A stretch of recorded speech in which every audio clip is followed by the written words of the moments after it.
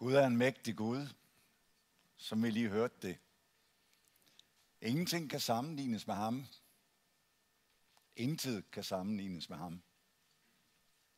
Og det er den evige og almægtige Gud, der nu gennem profeten Esajas har et ord til sit folk. Han ønsker at komme til sit folk med trøst, siger han. Og folket havde virkelig brug for trøst. De var ramt af en national katastrofe. De sad som fanger i Babylon. Ulykken, der havde ramt folket, var for så vidt selvforskyldt. De havde forladt Gud og dyrket andre guder. De havde brudt Guds pagt. Og på trods af adskillige profeters advarsel, var de ikke vendt om til Herren, og måtte nu bære konsekvensen af det valg, de havde taget.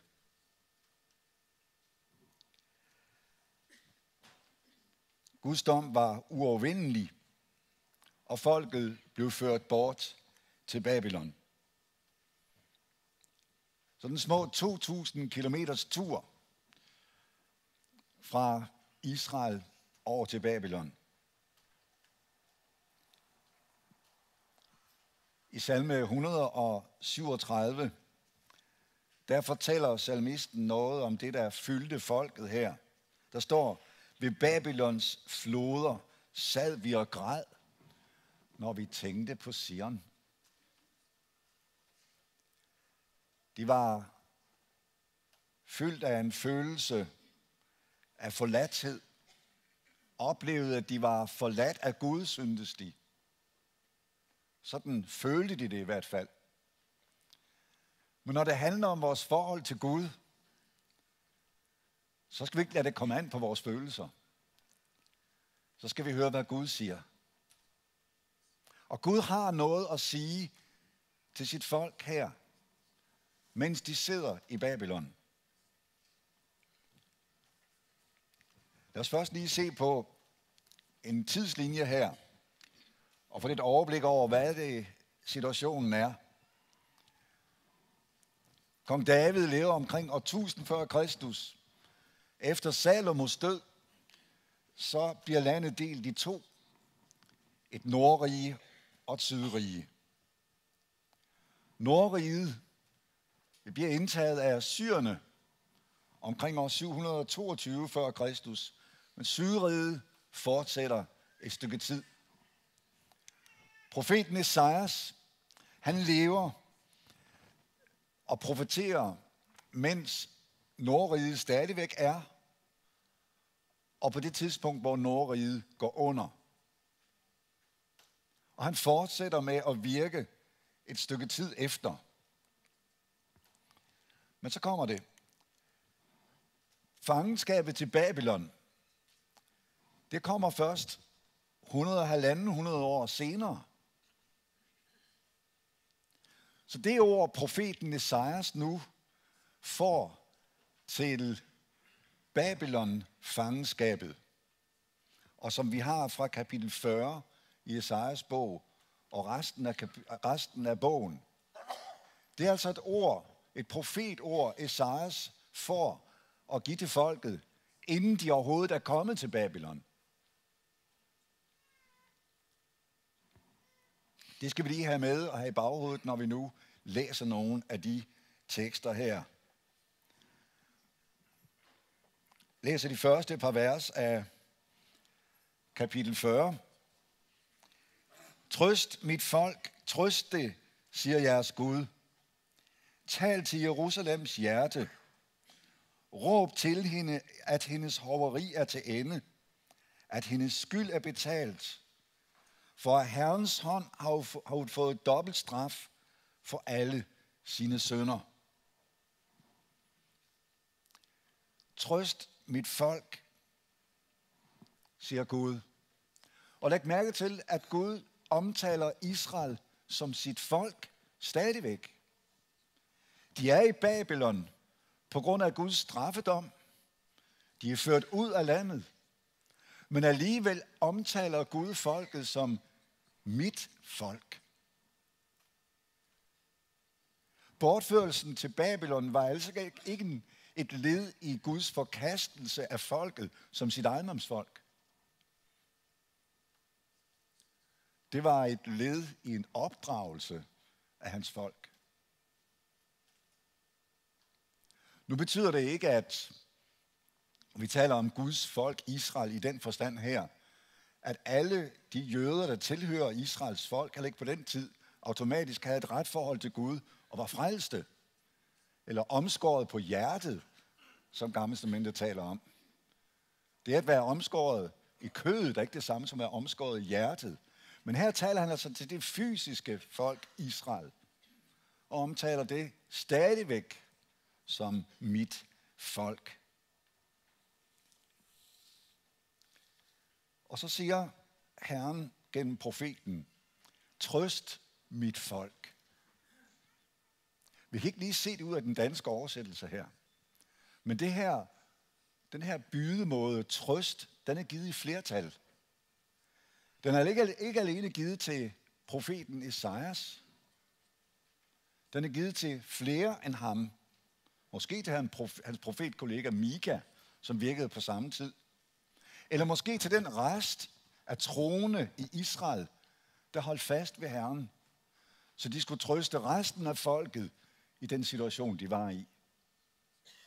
Måske er den også givet til os, til senere generationer, at vi skal trøste Guds folk, som Gud vil det. Det vi ved her nu, det er i hvert fald, at Gud siger til profeten Esajas, jeg vil, at du skal trøste mit folk i trængslen og lidelsen.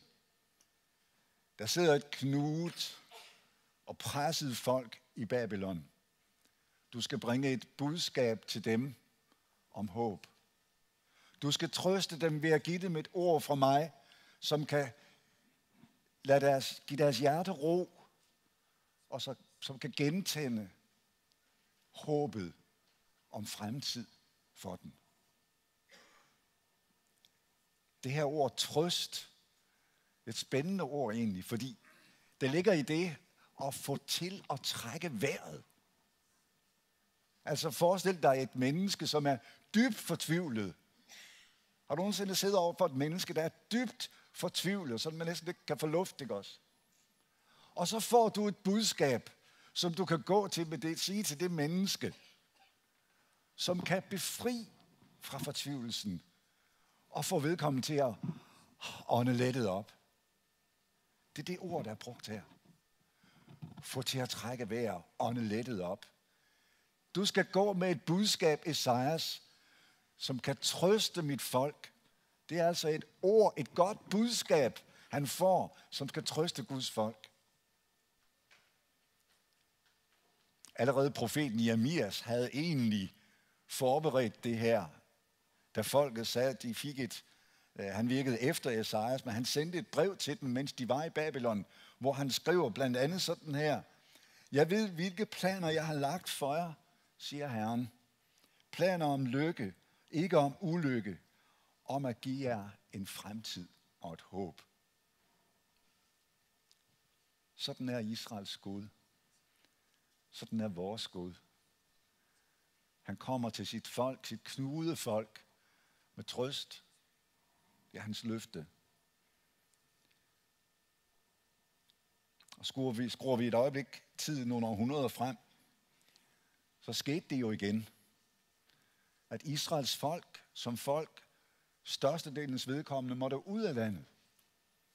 Og Jesus måtte sige de smertelige ord, at Jerusalem skal nedtrædes af hedninger.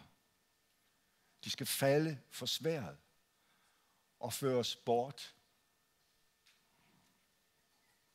indtil hedningernes tider er til ende.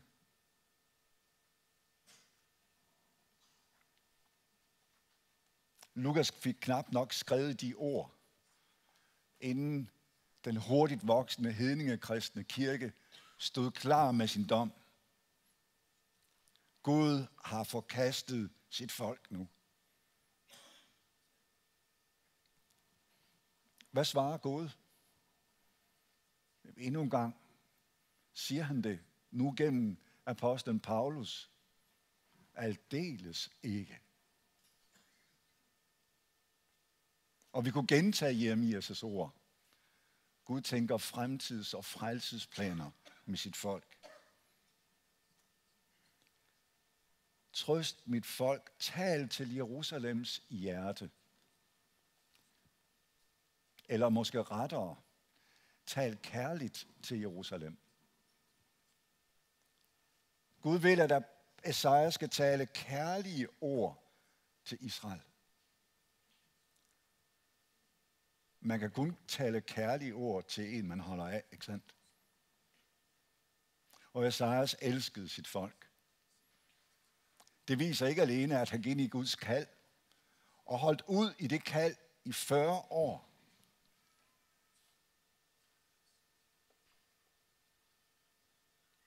Det viser også de ord, han møder folket med. Guds omsorg for sit folk kommer fra Guds hjerte. Og vi mærker det samme hjertebanke i Esajas' ord. Apostlen Paulus afslører noget af den samme kærlighed i sin tjeneste. Jeg taler sandt i Kristus, siger han. Jeg lyver ikke. Jeg har en stadig sorg i mit hjerte. Og han siger, at jeg kunne ønske at blive bandlyst fra Kristus selv, hvis det bare kunne gavne mit folk. Hvor kommer den kærlighed fra? Den kommer fra Gud. Det er Gud, der har plantet den kærlighed, både i Esajas og i Paulus' hjerte. Og den kærlighed, han ønsker at plante i vores, i dit hjerte, i mit hjerte, så vi kan tale kærligt til Jerusalem. Tale hjertets sprog til Israels folk.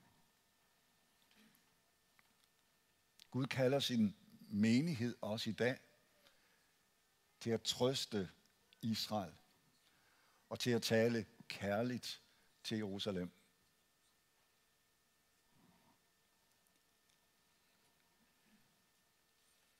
Trøst mit folk. Tal kærligt til Jerusalem. Man kan også sige, tal kærligt om Jerusalem. Om mit folk. Det budskab, vi så skal gå med, hvad er det? Vi hører det. Hendes hoveri er til ende. Hendes skyld er betalt. Hun har fået straf, dobbelt straf for sine sønner. Allerede Moses havde faktisk forudsagt det her. Jeg skal læse et enkelt lille afsnit fra 3. Mosebog, kapitel 26, hvor Gud taler gennem profeten Moses om, hvad der engang skal ske, at han er nødt til at fordrive folket fra landet.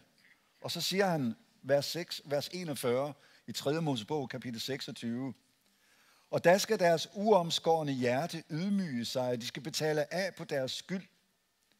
Så vil jeg huske min pagt med Jakob, også min pagt med Isak, og også min pagt med Abraham vil jeg huske på, og landet vil jeg huske på. Men først skal landet forlades af dem og have erstatning for sine sabbater, mens det ligger øde hen, befriet for dem, og de skal betale af på deres skyld, netop fordi de forkastede mine retsregler og vragede mine love.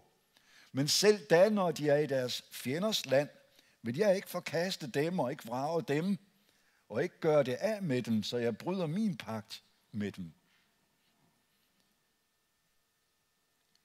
Hvad er det for nogle sabbater, der ser ud til at skal være en del af strafudmålingen her for Israels ophold uden for landet?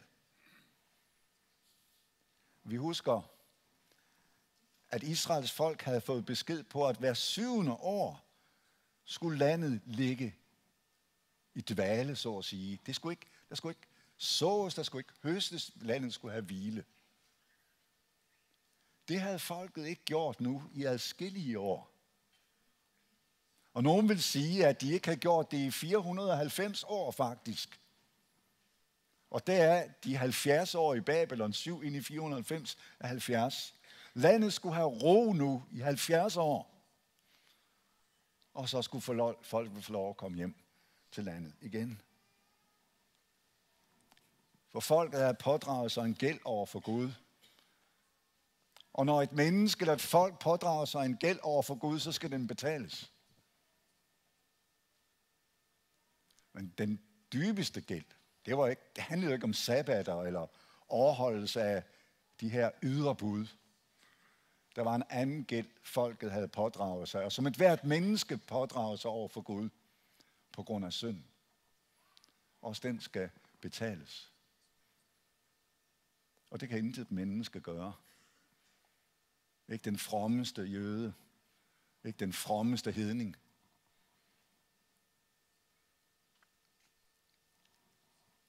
Det er derfor Esajas' budskab, også i vores tekst her, nu snart begynder at pege på Jesus.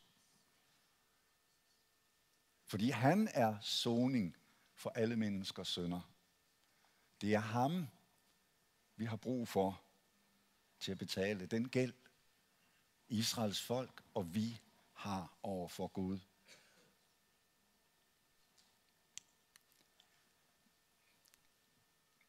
Vers 3. Her kommer så en del af det budskab, Esajas nu skal give til sit folk. Der er en, der råber: ban Herrens vej i ørkenen, jævn en vej for vor Gud i det øde land. Hver dal skal hæves, hvert bjerg og hver høj skal sænkes. Klippeland skal blive til slette og bakkeland til dal. Herrens herlighed skal åbenbares, og alle mennesker skal se den. Herren har talt. Der er en stemme, der råber i ørkenen: ban Herrens vej. Og os, der kender Nye Testamente, vi tænker straks på Johannes Døber. Det var netop det ord, han citerede, da han stod frem og begyndte sin offentlige virksomhed. Johannes evangeliet skriver sådan her: det er Johannes' vidnesbyrd, da jøderne fra Jerusalem sendte præster og levitter ud til ham for at spørge ham: hvem er du? Der bekendte han og benægtede ikke. Han bekendte: jeg er ikke Kristus. Hvad er du da? Spurgte de ham. Er du Elias? Det er jeg ikke, svarede han. Er du profeten, altså den profet Moses talte om, ikke også, der skulle komme? Nej, svarede han. Så sagde de til ham: hvem er du da? Vi skal have svar med til dem, som har sendt os. Hvad siger du om sig selv?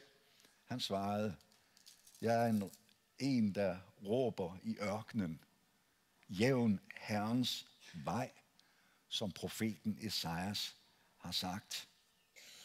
Johannes Døber er en vejbereder for Kristus.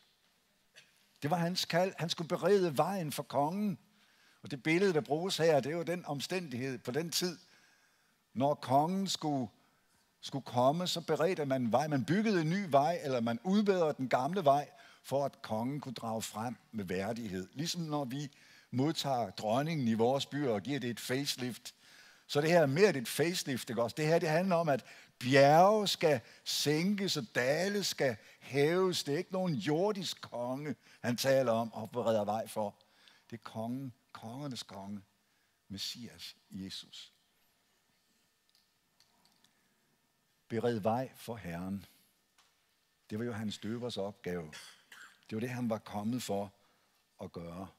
Hvad så man så, når man så den Jesus, han beredte vej for?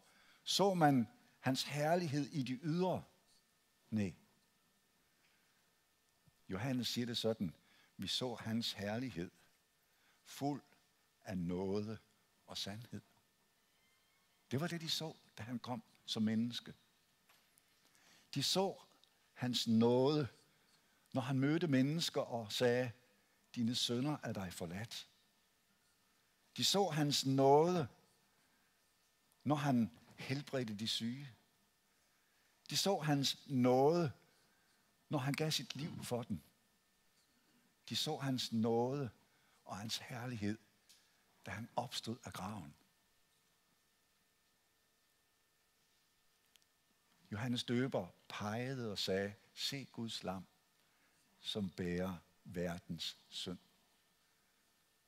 Det var hans opgave at pege på Jesus.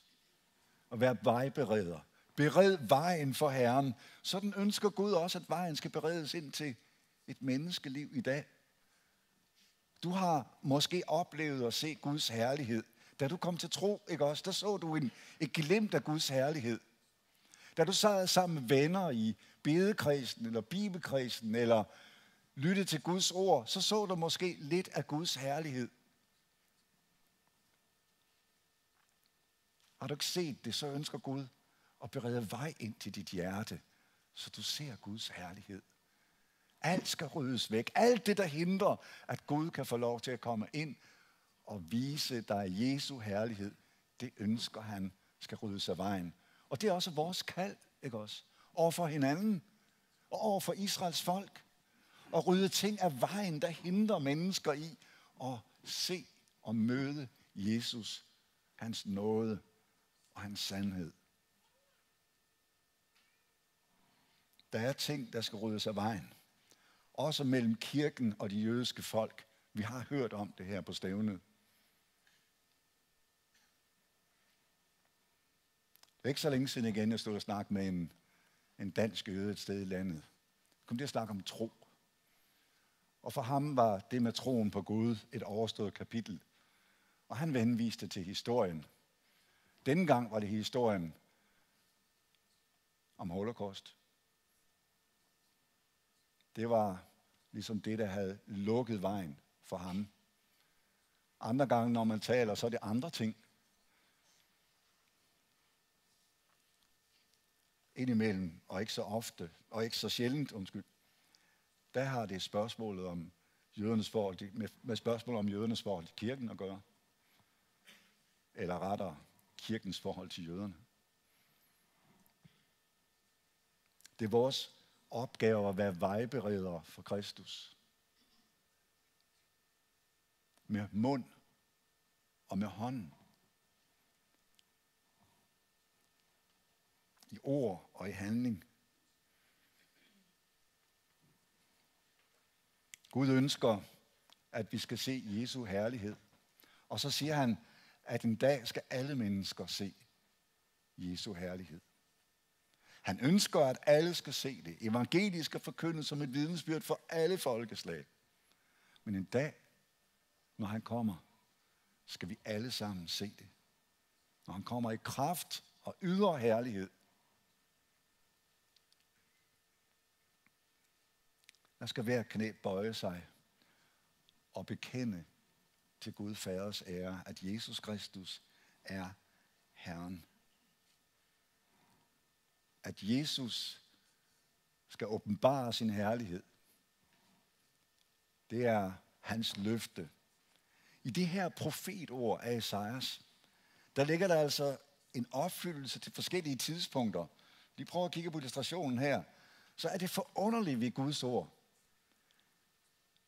At profetordet ikke sådan bare indeholder én ting, men kan indeholde en stribe ting umiddelbart efter hinanden. Esajas taler om noget, der umiddelbart skal ske. Vi har hørt, at han stærkt peger frem mod korset, Jesus stedfortrædende død. Og så rækker det endnu længere frem.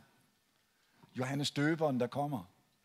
Og han taler om, hvordan det skal senere i Esajas bog, hvordan det hele skal nyskabes. Det er Gud, der trøster sit folk. Gud lader ikke noget ske, uden han først åbenbarer det for sine tjenere, siger han.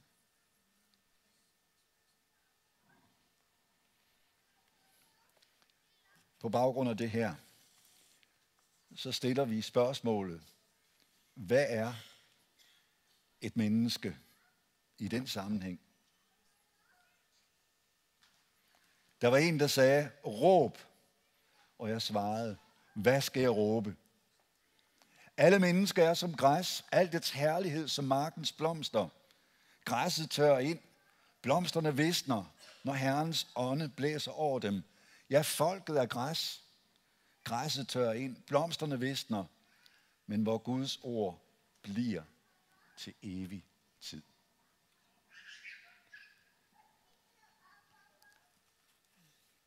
I Babylon, der kendte man til blomsters herlighed.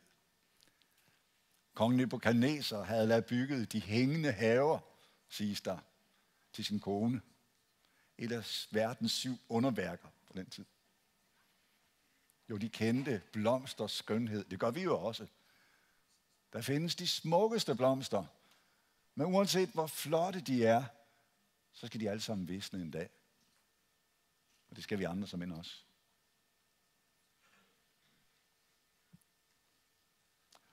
Menneskets liv er som græs. Menneskets liv er flygtigt som græs. Dit liv, hver eneste åndedræt, får du af Gud. I salme 104 så står der sådan her. 144, menneske ligner et vindpust, et stage er som en flygtende skygge. Vi er her et øjeblik, og så er vi her ikke mere. Når vi holder fødselsdag, så tager vi fødselsdagskage, ikke også? Et lys for hvert år. Og så når vi kommer ned, så puster vi lysene ud. Ikke også? Der er ikke mange, du har fået lov at puste ud. Hvor mange lys, der har været i din kage. Nogle af jer har haft mange lys. Og nogle af jer har ikke haft så mange, kan jeg se. Vi puster ud, fordi for hvert år, der er gået, siger vi farvel, ikke også? Men en dag, så puster Gud vores lys, vores livslys ud. Hvor vi er som græs, der visner. Men Guds ord, de bliver til evig tid. Det er det ord, Esajas skal trøste Guds folk med.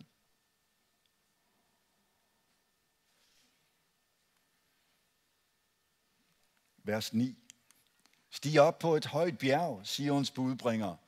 Råb højt, Jerusalems budbringer. Råb uden frygt, sig til Judas byer. Herren jeres Gud kommer. Gud Herren kommer i styrke. Han hersker med sin arm. Hans løn er med ham. Hans fortjeneste går foran ham. Som hyrden vogter han sin hjort. Han samler dem i sin arm. Han løfter lammene op i sin favn.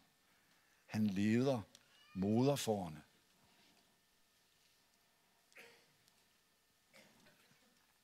Der skal råbes fra Sion. Her kommer jeres Gud. Det var det, Johannes Døber sagde. Se Guds lam. Det er det, vi skal sige. Og det skal vi gøre, indtil vi skal se, Herren, jeres Gud, kommer i kraft og herlighed.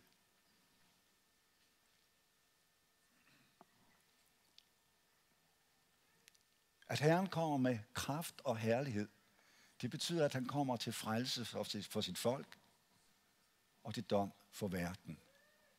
Men selvom der tales om stærke ord omkring Herrens komme, som kan skabe frygt i mennesker, så er det ord til trøst. For Guds folk er det. Han kommer til frelse for sit folk nemlig. Læg mærke til, hvad der også stod her. Det er den gode hyrde, der kommer. Det er hyrden. Når Nye Testamentet taler om Jesus som hyrden, er det ikke alene med henblik på Jesu første komme. Det er det også. Men Bibelen taler også om Jesus som hyrden, når det omtaler hans andet komme i kraft og herlighed. Et billede, som man brugte om kongen, der gerne ville fremstilles også på den tid, som den, der kunne vogte sit folk og beskytte sit folk. Det er sådan, Herren kommer, som sit folks beskytter, sit folks frelser. Det er det, han vil.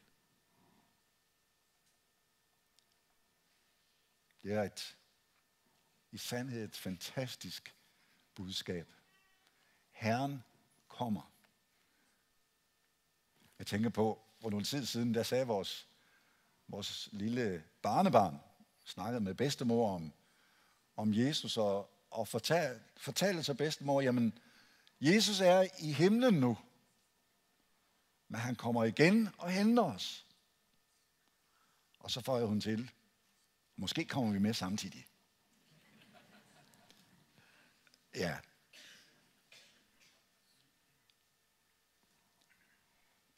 Kompliceret teologi kan gøres så enkelt nogle gange i et barns mund.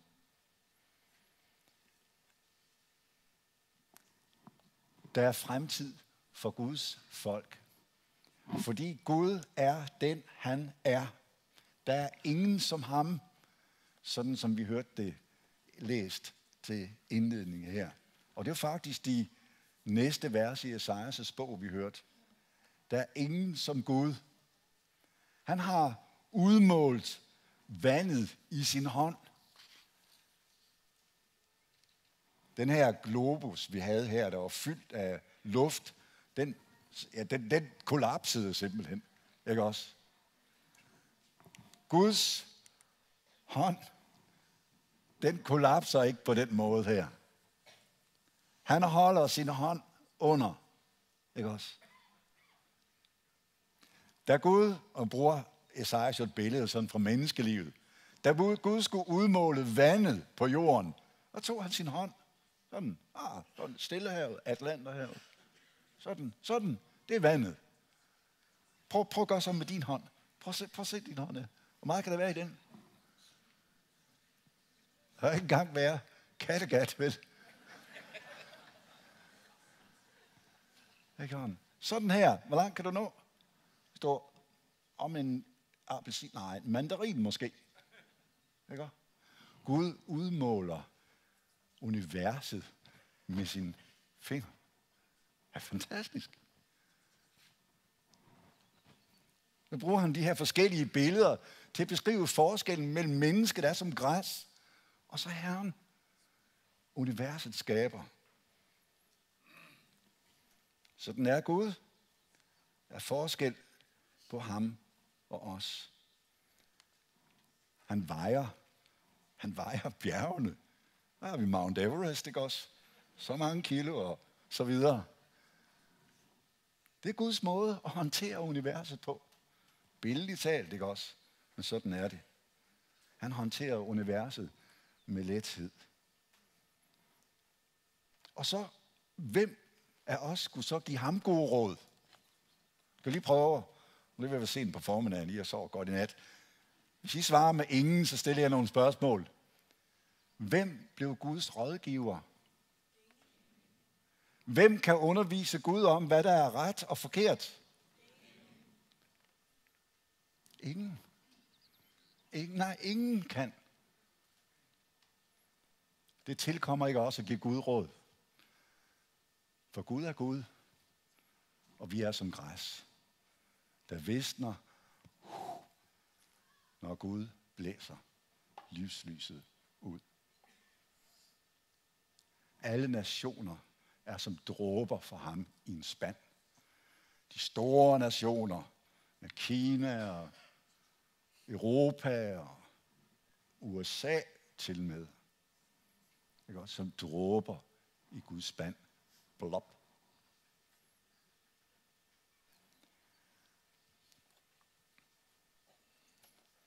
Hvem kan vi sammenligne Gud med? Ingen. Ikke engang hele den række af menneskets guder, der findes. De er lavet af træ, sten, billeder uden magt, og som selv håndværkere må stive af, for at de ikke falder. Hvis ikke det var, fordi det var så tragisk. Hold op, hvor er det komisk. Intet og ingen kan sammenlignes med Gud.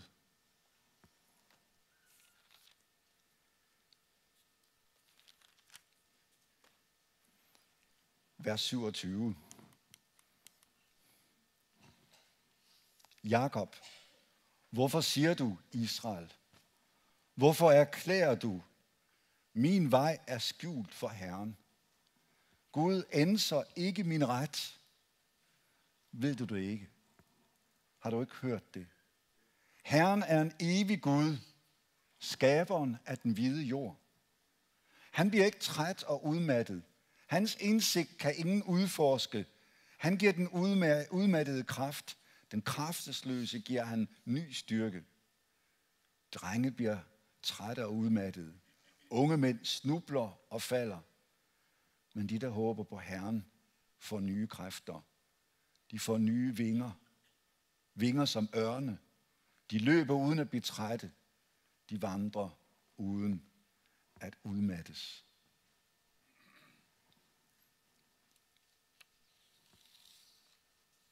Gud har skabt alle ting og opretholder alle ting. Og når du er sådan, hvordan kan du så tænke, Israel, at din vej er skjult for Herren? Det er det spørgsmål, han stiller. Når jeg er den, jeg er, hvordan kan du så tænke, at noget som helst er skjult for mig? Du tænker, min vej er skjult for Herren. Hvordan kan du sige det, Israel, når du har hørt, hvem jeg er? Eller at jeg ikke ændrer din ret. Folket har følt sig uretfærdigt behandlet på en måde, et stykke tid måske. De var ramt af ting, som de ikke selv havde påført sig. De ikke havde påført sig selv. De har ramt af ting, som de synes var noget, der bare kom udefra, og som forværrede den lidelse, de allerede var i. Og kender du det? Du sidder i en situation, hvor du synes bare, det ene efter det andet, det rammer dig. Du kan ikke gøre noget, du har bedt, og du har gjort så meget, og du synes, det kommer bare af sig selv. Der er ingen vej ud. Hvorfor erklærer du, Israel, min vej er skjult for Herren? Ved du det ikke? Har du ikke hørt det?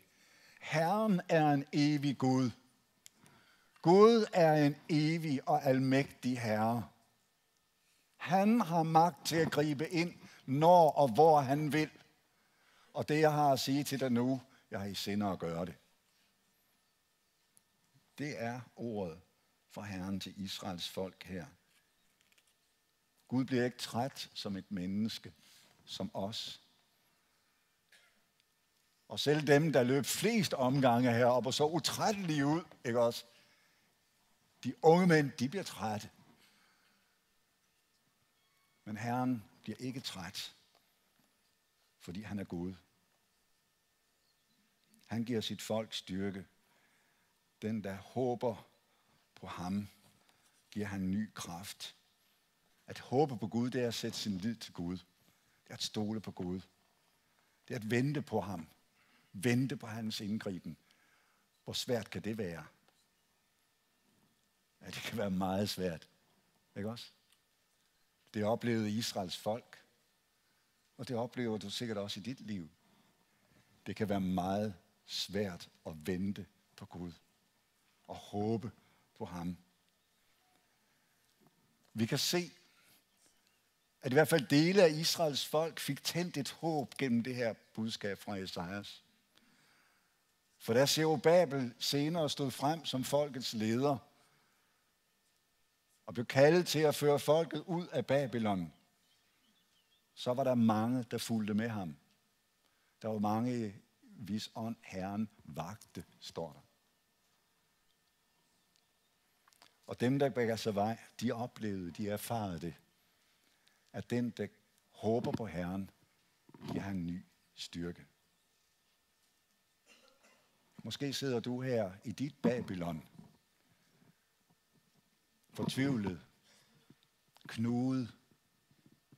Så skal du høre, at Herren kommer med trøst. Herren er Gud, og han har magt til at give trøst til den, der håber på ham. Og lad mig så til sidst opsummere lige, hvad det her indledningskapitel til hele trøstebogen i Esajas 40-66 fortæller os. Gud kalder os til at trøste Guds folk. Trøste hinanden, og han kalder os til at trøste Israels folk. Han kalder os til at tale kærligt til Jerusalem. Det kan vi, når Guds kærlighed bor i vores hjerte, og han får lov at fylde os med den ved sin ånd. Gud vil, at vi skal berede vej for kongen. Bane Herrens vej ind til menneskers liv. Også ind til de jødiske folks liv. Han kalder dig og mig til at gå ind i den tjeneste og pege på Guds lam, som bærer verdens synd. Og minde dem om, at Herren kommer og opfylder de løfter, han har givet til sit folk. Folket i dag er under pres. Jeg synes, jeg mærker det, når man taler også med jøder, især i Israel. Mange er knude af modløshed, men også når det gælder fremtiden, måske især når det gælder fredsudsigterne. Der skal vi pege på Herrens løfter. Tale kærligt til Jerusalem og minde dem om, at Abrahams Gud, Isaks Gud og Jakobs Gud, han er Herren. Han har magten. Han sidder på tronen, og en dag vil han komme og opfylde hvert eneste løfte, han har givet til sit folk. Det er vores trøst, og det er Israels trøst.